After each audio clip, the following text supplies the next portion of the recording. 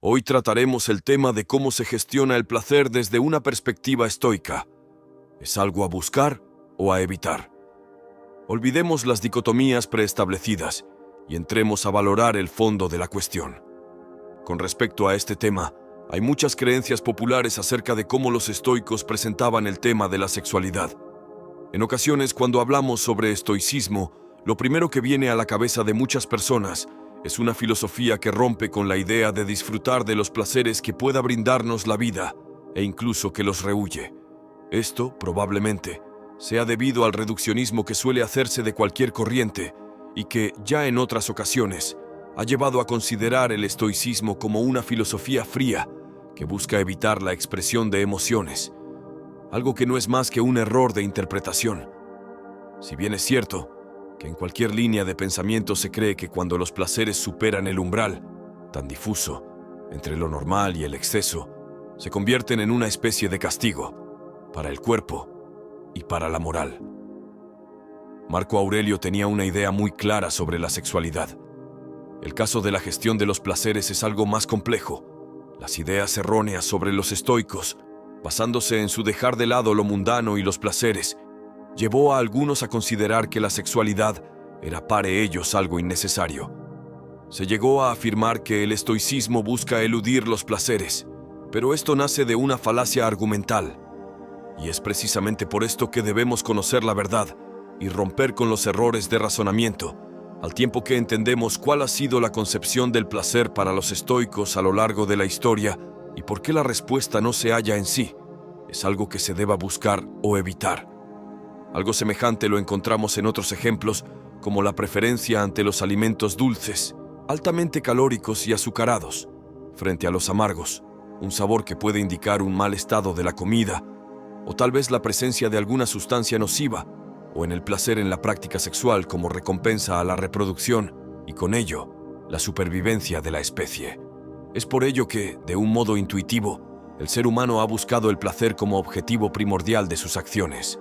Aquello que nos aportaba placer era beneficioso, y lo mismo sucedía a la inversa, por lo que el círculo virtuoso implantado en nuestra forma de actuar durante un periodo tan vasto de la historia ha perdurado hasta nuestros tiempos.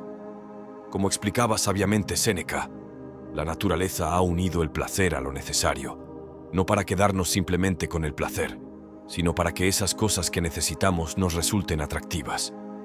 Llegados a este punto, debemos considerar un motivo de peso para que esta tendencia, a la postre tan beneficiosa para la humanidad, hubiera de romperse.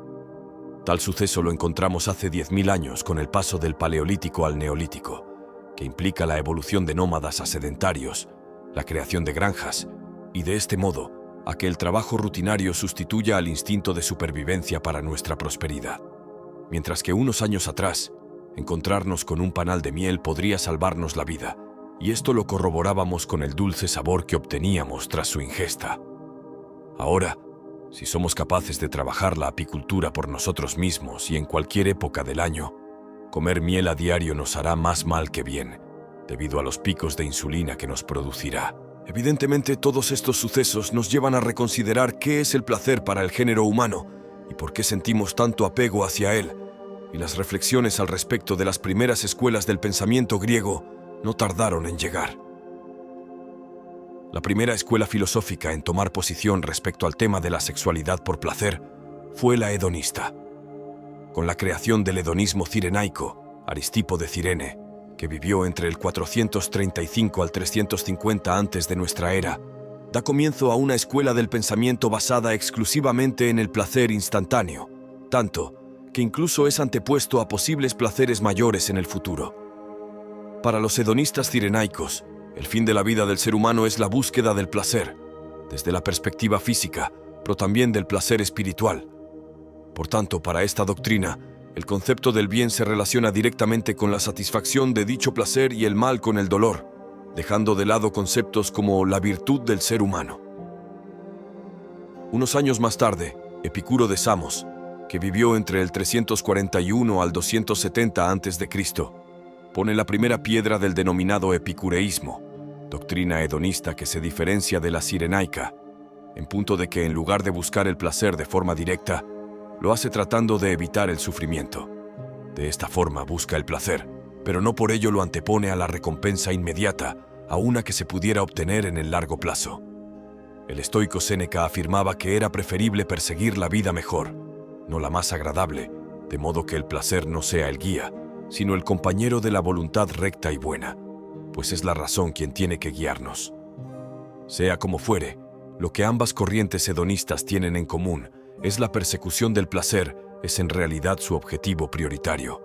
Como contrapunto, surgen las ideas del estoicismo, que luego de escuchar los planteos de las dos escuelas mencionadas, dedicadas especialmente a la búsqueda y satisfacción que produce el hedonismo, y en vista de que existe una corriente que choca con estas, en su forma de comprender la gestión del placer, cabe pensar que si las primeras tienen como objetivo perseguir el disfrute de los placeres, la segunda tendrá como tal el rechazo de los mismos. Pero esto nos hará caer en el error, en una falacia de falsa dicotomía, ya que el hecho de que la persecución de los placeres no sea su objetivo principal, no nos lleva a tener que rechazarlos de facto, sino que cabe la posibilidad de que ocupen una postura alternativa, mediante otro tipo de planteamiento, como es el caso. Séneca afirmaba que cuando no sabes hacia dónde navegas, ningún viento es favorable. Es evidente que, si en la búsqueda de la eudaimonia, la felicidad griega, vinculada a la mejora personal, un estoico encuentra un placer, que no es más que un indiferente preferido, más allá del que se deriva de disfrutar de la propia acción, un placer que en cualquier otro momento no hubiera perseguido como objetivo, éste lo va a abrazar y va a disfrutar del mismo. Por lo tanto, si se presenta un momento de placer sexual, el estoico no lo rechaza, sino que lo acepta, aunque no dedique su vida a conseguirlo. El estoico simplemente espera a que se presente la oportunidad. Pero la diferencia fundamental se basa en la dependencia. Un estoico no busca el placer, porque no depende del mismo. Recuerda que los estoicos diferencian entre aquellos sobre lo que tienen control de lo que está fuera de su alcance, y si la otra persona se encuentra dispuesta, no lo rechaza, porque no depende de una filosofía prohibitiva. En su lugar, toma el camino que haya elegido como persona, aquel que le forme y le sea congruente con sus objetivos vitales, y abraza el placer que él decida, con la libertad de quien tripula su propio barco. Evolutivamente estamos programados para sentir preferencia por los placeres, pero esto no hace que sean necesariamente positivos para nosotros. Comprender la historia y el punto en el que nos encontramos nos hace tener las armas para plantearnos enfrentar estas tentaciones desde una perspectiva estoica y poder decidir si verdaderamente queremos tomarlas o no. Porque esa decisión sí está bajo nuestro control. Musonio Rufo afirmaba: si logras algo bueno con esfuerzo, el esfuerzo pasa rápido, pero lo bueno permanece. Si haces algo malo por placer, el placer pasa rápido, pero lo malo permanece. Por lo tanto, el placer, el momento y el sexo permanecerán siempre bajo tu control, si es tu deseo practicarlo en ese momento y con esa persona. Ante la propuesta hedonista de la búsqueda del placer como objetivo vital, se encuentra la estoica, que busca no ser dependiente de elementos externos o placeres que nos desvíen del camino. No se busca únicamente la sexualidad por el placer, sino con fines especiales. Esa es la principal diferencia con la escuela hedonista. En definitiva, el estoicismo propone disfrutar cada instante, entendiendo que la vida es un viaje fugaz, pero siempre teniendo en cuenta que es uno mismo quien decide, con fortaleza de espíritu, qué hacer con el devenir de su propia vida. Como escribió el emperador Marco Aurelio, sabes por experiencia cuántas vueltas has dado sin encontrar la buena vida, la eudaimonia. No la has encontrado ni en la lógica, ni en la riqueza, ni en la fama, ni en el placer. ¿Cómo se logra entonces? Teniendo principios que gobiernan tus impulsos y tus acciones. Ten en cuenta que estamos viviendo en una sociedad cada vez más compleja, con relaciones frágiles, crisis sociales y la losa constante de la incertidumbre.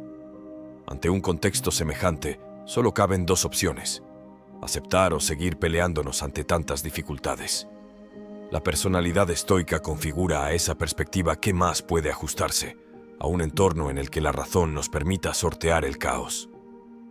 Massimo Pigliucci es un conocido biólogo, filósofo y escritor italiano, conocido por difundir este tipo de filosofía. En su libro Cómo ser un estoico, del año 2018, nos recuerda que, aunque no podamos controlar lo que nos pasa, si es posible trabajar cómo respondemos a ello. Factores como la ansiedad, el estrés y el sufrimiento cotidiano podrían manejarse mejor si desarrolláramos una mente más estoica. Con compostura, aceptación y resistencia, son esas semillas que sostienen y hace florecer este tipo de constructos de personalidad que vale la pena conocer. Ahora analizaremos estos aspectos deseados. La personalidad estoica es lógica, práctica y resolutiva. No se deja atrapar por emociones como la angustia y procura aceptar sus circunstancias, pero procura siempre tomar decisiones que le permitan avanzar en la dirección deseada. En primer lugar destaca la autosuficiencia y responsabilidad personal. Lo importante es pensar por ti mismo, decidir de acuerdo a tus necesidades, valores y principios. ¿Puede haber una característica más necesaria y saludable? Desde luego que no. La autosuficiencia es la capacidad de guiarnos por nuestro propio juicio sin condicionamientos externos. Solo tú eres responsable de tu vida, y esto exige no dejar sobre hombros ajenos el propio devenir. Por otro lado, esta característica se alimenta de una autoestima saludable, que todo lo enhebra y que da impulso a la personalidad estoica. En el momento en que confías en ti mismo, en tus juicios, valores y decisiones, tu destino adquiere otro rumbo. En segundo lugar, tener el autoconocimiento para saber quién eres y qué es lo que realmente quieres para ti mismo. Porque lo principal es conocerse a sí mismo. La persona que no se conoce a sí misma se deja llevar por designios ajenos y por el caos. Si deseamos adquirir un pensamiento más estoico, promovamos antes el autoconocimiento. Saber qué nos da sentido, qué esperamos de la vida y de nosotros mismos, nos ofrece unos pilares en los que sostenernos, además de un punto de partida más motivador. Los estoicos trabajaban en esa introspección, desde la que no solo saber quiénes eran. También procuraban tomar conciencia de sus virtudes y limitaciones. Conocer nuestras luces y claroscuros nos permitirá, sin duda, navegar mejor en el viaje de la existencia. En tercer lugar, tener la adaptabilidad necesaria para hacer frente a los cambios. Dos de las enfermedades más comunes de este siglo son el estrés y la ansiedad. Nos cuesta muchísimo manejar los contratiempos, aceptar lo incierto, asumir los cambios grandes y pequeños. La personalidad estoica es, sin embargo, muy hábil para gestionar este tipo de circunstancias. Investigadores del Laboratorio de Neurociencia Afectiva y Cognitiva de Birkbeck indican en un trabajo que esta escuela filosófica es muy útil para todas aquellas personas tendientes a la preocupación excesiva. Una de sus virtudes es enseñarnos que, como seres humanos, debemos saber adaptarnos a los imprevistos y giros del destino. Toda variación en nuestra rutina nos perturba, amenazando con echarnos de nuestra zona de confort. Sin embargo, en nuestra capacidad para adaptarnos está nuestra fortaleza, y una vez lograda, es más sencillo movernos hacia donde queramos. Aunque el estoicismo es una escuela filosófica originada en el siglo III, antes de nuestra era, sus perspectivas son muy útiles ante los desafíos a los que nos enfrentamos hoy en día. En cuarto lugar, se encuentra el enfoque orientado a la resolución y no al estancamiento. En realidad, aunque no lo creamos así, todos tenemos la capacidad de mejorar nuestra habilidad para solucionar problemas. El primer paso es bajar el volumen de los miedos y el pánico, el temor al rechazo y principalmente controlar el pensamiento catastrófico. La persona estoica es más racional que emocional y su particularidad es mirar el mundo desde el equilibrio, la aceptación y la búsqueda constante de soluciones. Quien se queda atrapado por emociones incapacitantes, como la angustia y la negación, no avanza, se estanca. La personalidad estoica es lógica, práctica y resolutiva. Y en caso de tener la posibilidad de recibir placer mediante el sexo, no lo rechaza, si racionalmente cree que puede elevar su pensamiento. Recuerda que la energía sexual es importante si está bien dirigida y no cruza los límites de lo normal. En quinto lugar, los estoicos valoran la mente resiliente, pero dándole el enfoque más amplio. La mente no debe limitarse a solo algunos aspectos. La razón debe ampliarse para abarcar todo lo que hay en tu vida y lo que pueda presentarse. La adversidad es esa tonalidad presente en el lienzo de nuestra existencia. Nadie la esquiva por completo, y tampoco es inmune a ella. Por el bien de nuestra salud psicológica y nuestro crecimiento personal, deberíamos desarrollar un enfoque más resiliente. El corazón estoico acepta y entiende la llegada de la fatalidad, del sufrimiento que todo lo opaca. Ahora bien, lejos de quedar encallados en el malestar de ese túnel de oscuridad, avanza por él teniendo claro que el destino no se puede controlar. Lo que se puede hacer es aprender de esa situación al asumir una perspectiva mental más amplia y con perspectiva. A veces, cuando los infortunios nos atrapan, solo nos fijamos en los pequeños detalles, en los obstáculos y las espinas que nos dañan. La persona estoica procura ver el panorama general y mirar la vida más allá de sus propios baches. Es ahí, al levantar la mirada, cuando encontramos nuevos sentidos y mayor esperanza. Por último, recuerda siempre que la serenidad es el mejor estilo de vida que puedes llevar. Ante las desavenencias cotidianas, serenidad. Ante los desafíos, incertezas y problemas del día a día, serenidad. Es cierto que nos puede costar desarrollar esta actitud equilibrada, sosegada y luminosa, pero esa sería una estrategia ideal para calmar los miedos, las angustias y tener mejor calidad de vida. Los hombres y las mujeres con cualidades estoicas procuran estar en armonía con la naturaleza y consigo mismos. Procuran cultivar sus virtudes, aprender y ser disciplinados, para que la razón sea siempre la mejor respuesta ante todo desafío. En las últimas décadas el estoicismo ha adquirido una gran popularidad. Sin embargo, esta escuela filosófica siempre ha estado presente en nuestra cultura y en más de una perspectiva psicológica. Asumir algunos de principios de pensamiento nos puede ser muy útil en la actualidad. No olvidemos que para un estoico la felicidad no es más que la sutil combinación de dos grandes ingredientes, la virtud y la ataxia, conocida hoy como la tranquilidad. ¿Por qué no trabajar estas cualidades hoy mismo? Nuestro repertorio lingüístico, tanto en forma como en significado, determina y condiciona la forma en la que vemos y creemos en el mundo. En función de las palabras de las que disponemos y de cómo las utilizamos y entendemos, construimos desde los cimientos tanto nuestro mundo exterior como interior. El universo de nuestro lenguaje actúa directamente sobre nuestra realidad. Con él la definimos, la edificamos y la creemos como verdadera. Pero las palabras, si bien tienen la capacidad de ser un buen vehículo para la representación de nuestra realidad, también la tienen para sesgarla y limitarnos ante la posibilidad de conseguir nuevas relaciones. Cuanto más amplio sea nuestro campo lingüístico y su significación, más lejos estarán los horizontes que nos encierran. Los límites de mi lenguaje son los límites de mi mundo, sentenciaba el filósofo Ludwig Wittgenstein, arrojando algo de luz a esta realidad que cada uno marcamos.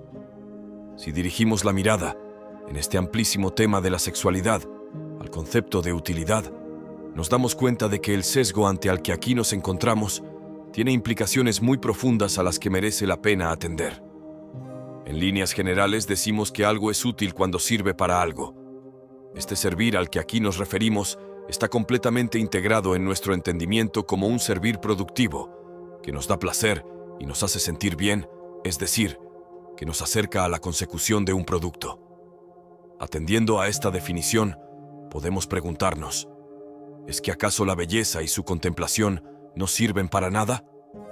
No parece que ni lo bello, ni su admiración, nos reporten nada útil.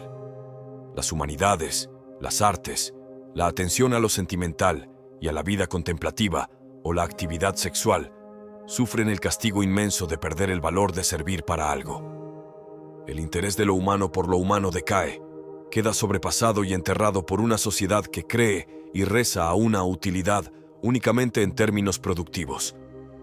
El mundo se giró hace ya más de 5 siglos hacia nosotros con una mirada humanista, y ahora que ya lo ha visto todo, vuelve a darle la espalda. La utilidad y el valor como conceptos se han estrechado y no cabemos ya en ellos. No solo nos encontramos ante la desvirtuación de la búsqueda y contemplación de la belleza, sino que además se abre una puerta hacia un sendero tremendamente peligroso: la culpa. Como si de un desliz se tratase, tendemos a sentirnos culpables cuando nos damos el permiso de levantar la vista del camino del producir para simplemente contemplar y deleitarnos por el paisaje. Es además nuestra la voz de la conciencia que nos dice que no vale, en este viaje, solamente el capricho de mirar. Ha llegado el momento de declarar la muerte al valor de la contemplación, así como lo hicimos con Dios?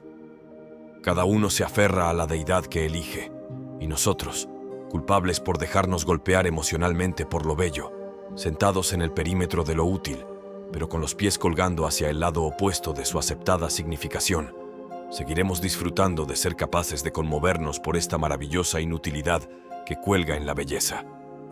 El estoicismo reconoce que, por el hecho de ser humanos, estamos expuestos a experimentar distintas emociones.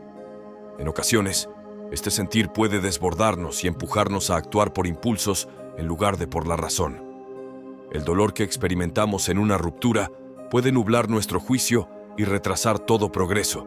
Por eso, es importante que sepamos reconocer lo que está sucediendo en nosotros, identificar el dolor, ser conscientes de su existencia y sobre él, trabajar para conseguir el avance. A diferencia de lo que mucha gente cree, el estoicismo no niega el sentir, sino que lo analiza, lo acepta y se esfuerza en gestionarlo de la mejor manera posible mediante la razón. De hecho, Marco Aurelio afirma que los que no han estudiado nunca los movimientos de su propio corazón tienen que ser desgraciados por fuerza. Para actuar desde el estoicismo y aplicarlo al campo de la sexualidad, es importante que analicemos la situación. En la mayoría de los casos, sobre todo cuando es una situación no esperada, nos abruma un sentimiento de culpabilidad que nos hace sentir débiles y pequeños, porque pensamos que hemos caído en la tentación. Nuestra mente se inunda de preguntas. ¿Podría haber hecho algo? ¿Ha sido mi responsabilidad? ¿Podría haberlo evitado? ¿Qué hubiera pasado si hubiera actuado diferente?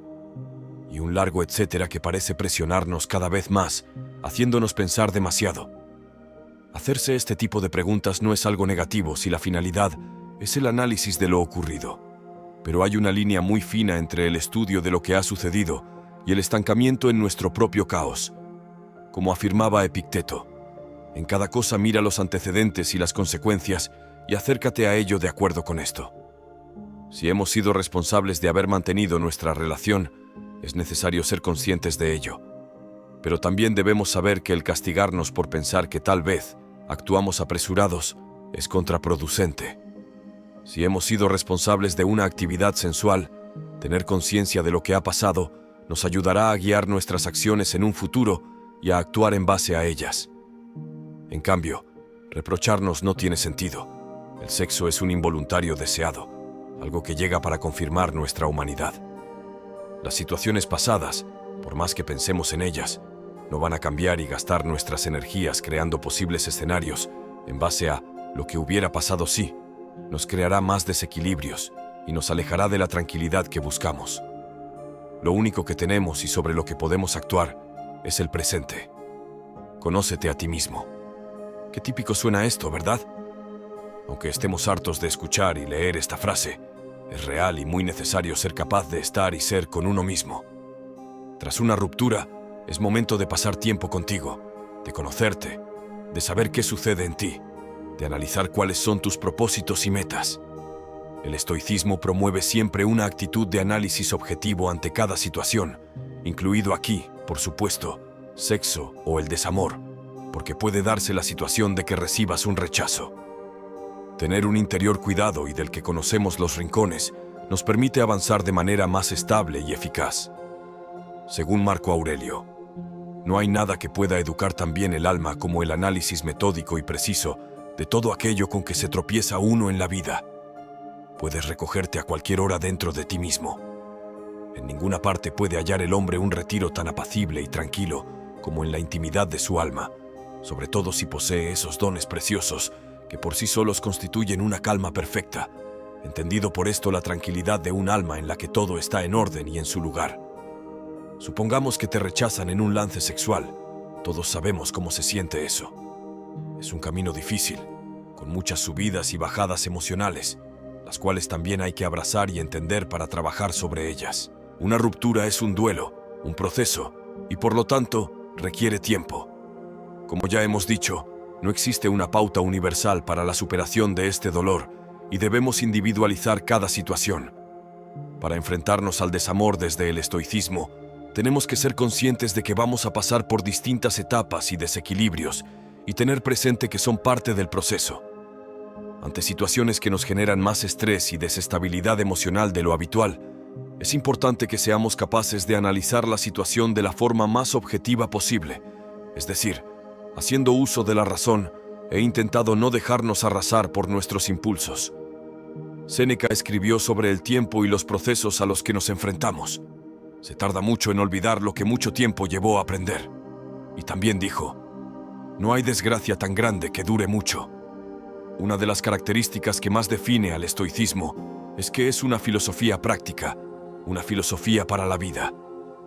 Podemos llevar sus enseñanzas siempre con nosotros, y a pesar de que haya nacido hace miles de años y la sociedad y el hombre hayan cambiado, los aspectos que definen nuestro ser siguen siendo los mismos. El estoicismo no se centra en lo externo, pone su punto de mira en nuestro interior, en lo que nos define como personas. Por mucho que nuestro alrededor esté en continuo cambio, nuestros cimientos siguen siendo los mismos, y uno de los pilares más grandes en nosotros es el amor. Por esta razón, las enseñanzas del estoicismo son directamente aplicables al amar. Gracias por acompañarnos hasta el final. Cuéntanos si crees es clara la idea de la sexualidad en el estoicismo. Comenta tu opinión. Te estaré leyendo. Deja un me gusta, suscríbete al canal y activa las notificaciones. Nos volveremos a encontrar con más enseñanzas estoicas para la vida diaria.